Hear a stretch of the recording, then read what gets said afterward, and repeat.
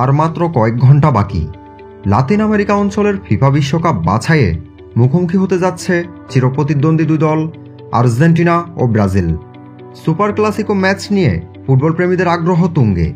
আর্জেন্টিনার Buenos আয়ার্সের Estadio মনুমেন্টালে ফুটবলের সবচেয়ে কাঙ্ক্ষিত ম্যাচটি শুরু হবে বাংলাদেশ সময় মঙ্গলবার ভোর 6টায়।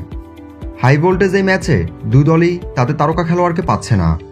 ব্রাজিল হারিয়েছে নেইমারকে, আর্জেন্টিনা খেলবে Lionel Messi, Paulo Dybala, Lautaro মার্টিনেজদের মতো তারকা ফরোয়ার্ডদের ছাড়াই। দরিবাল জুনিয়রের কোচিংয়ে ব্রাজিল পায়ের নিচে মাটি খুঁজছে।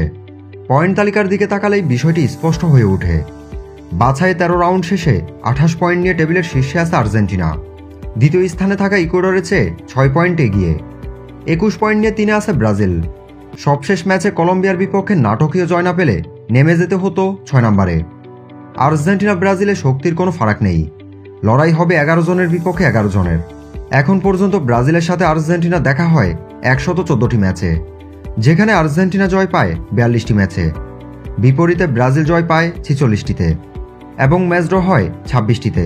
তাই অতীত পরিসংখ্যান ও বর্তমান পারফরম্যান্সের প্রেক্ষাপটে লড়াই হবে সমানে সমান। আশা করি ম্যাচটি সবাই দেখবেন। তো বন্ধুরা, এই ম্যাচে কে জিতবে তা কমেন্ট করে জানাতে ভুলবেন না। কমেন্ট করে এগিয়ে রাখুন আপনার প্রিয় দলকে। ধন্যবাদ।